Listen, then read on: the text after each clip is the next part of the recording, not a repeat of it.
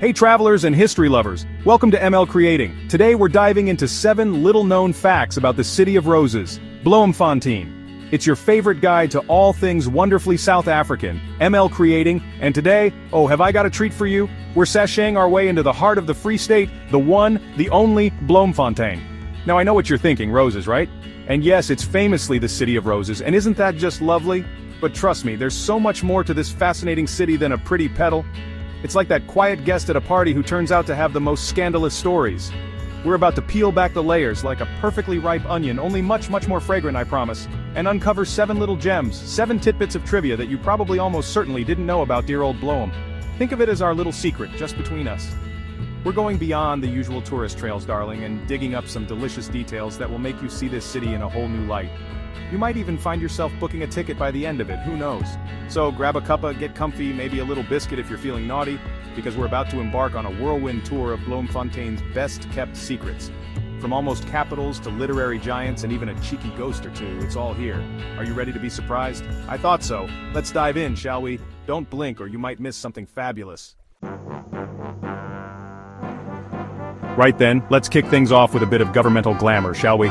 Now, most of us, if we've done our homework, know Bloemfontein as South Africa's judicial capital. Yes, it's where all the very serious people in very serious robes make very serious decisions. But here's where it gets a bit juicy. A little what if for your history books. Picture this, it's 1910.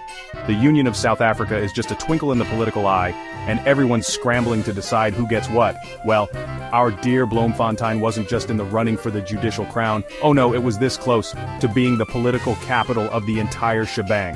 Can you imagine? Pretoria nearly had to share the limelight, or perhaps even step aside. It makes you wonder how different things might have been, doesn't it? A little twist of fate, and the whole power dynamic could have shifted. Now let's talk names, because a name can tell you so much, can it? Bloemfontein, it just rolls off the tongue with a certain je ne sais quoi. But what does it actually? Well, prepare for a touch of the romantics, my dears, because it literally translates to fountain of flowers from the Dutch. Isn't that just delightful? It conjures up images of a secret garden, a hidden oasis, bursting with color and life. And you wouldn't be far wrong, actually. The story goes that the city was named after a spring, a precious source of water, that was absolutely surrounded by a profusion of wildflowers. Imagine it, in a region that can be quite dry and, dare I say, a tad unforgiving. Here was this little pocket of paradise, a natural fountain gushing forth with blooms all around. Alright, let's talk education, because knowledge is power, and Bloemfontein has a rather interesting powerhouse of its own, the University of the Free State. Now when you think of old established universities, you might picture ivy-covered walls that have seen centuries pass. But UFS, or COVSIS as it's affectionately known, has a slightly different story. It was originally founded way back in 1904, can you believe it? That's over 100 years of history, of bright young things wandering its halls, dreaming big dreams. But here's the little twist in the tale, the detail that makes it rather unique. While its roots go deep into the early 20th century, it only officially became a full-fledged independent university in 1950. So, in the grand scheme of ancient academic institutions worldwide, it's practically a spring chicken. It's this fascinating blend of old soul and youthful vigor. Now let's get a little wild, shall we? We're talking about the fastest land animal on the planet, the absolutely magnificent cheetah.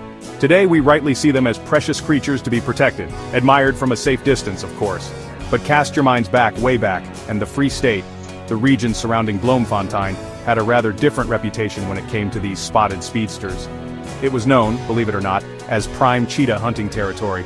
A bit grim, I know, but it's part of the story, but oh, how the tables have turned, and thank goodness for that. It's quite the dramatic transformation, really.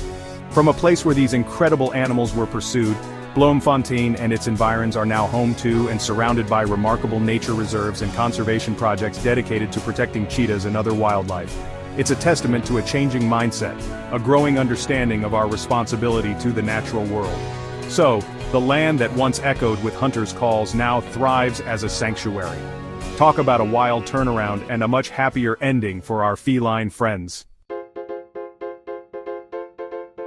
Chapter 5, Extra, read all about it, for over a century. Oh, I do love a bit of old media, the rustle of newsprint, the smell of ink.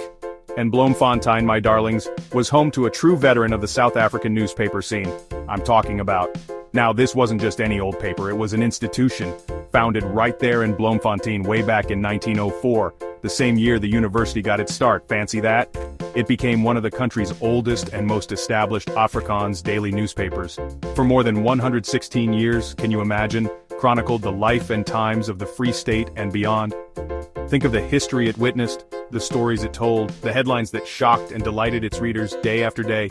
Sadly, like many grand old dames of print, it published its final edition in 2020. But what a legacy. Over a century of news, that's a run even the most seasoned Fleet Street editor would envy. Chapter 6. My Precious, Bloemfontein's Middle-earth Connection. Now for this next one, all you fantasy fans, all you lovers of hobbits, elves, and epic quests, you might want to sit down, or perhaps stand up and cheer, because Bloemfontein holds a rather magical, and for many, a completely unexpected literary secret. Are you ready for this? The one, the only, the master storyteller himself, J.R. Tolkien, was born right here in Bloemfontein. Yes, you heard me correctly. The genius behind. And took his first breaths in the City of Roses back in 1892. I know, it's quite something, isn't it? While he didn't spend his entire childhood there before moving to England, the fact remains that this cornerstone of modern fantasy literature has its very earliest origins in South Africa. Chapter 7. A spooky encore at the Civic Theater. Ooh, chills. Alright darlings, let's dim the lights and get a little bit spooky for our final fact. Every good city has its ghost stories, doesn't it? Those little whispers of the unexplained that send a shiver down your spine. And Bloemfontein, well, it wouldn't be left out of the paranormal party. The grand old Saint Duplessis Theater, formerly known as the Civic Theater, is said to have a resident who never quite took her final bow. Oh yes, we're talking about a theater ghost. Legend has it that the spirit of a former actress eternally devoted to her craft still wanders the stage and the wings. Locals, particularly those who've worked late or rehearsed into the wee hours, have whispered tales of strange occurrences. A fleeting glimpse of a figure in the shadows, an unexplained cold spot, or the eerie feeling of being watched when no one else is around. Outro, that's a wrap on Rose City's secrets, and there you have it, my lovely explorers. 7 fascinating, fun, and perhaps even slightly freaky facts about the wonderful city of Bloemfontein. From almost being the big boss capital to birthing literary legends and even hosting its very own ghostly diva, it's clear there's so much more to Bloem than meets the eye, or indeed the rose-tinted glasses. I told you it was full of surprises, didn't I?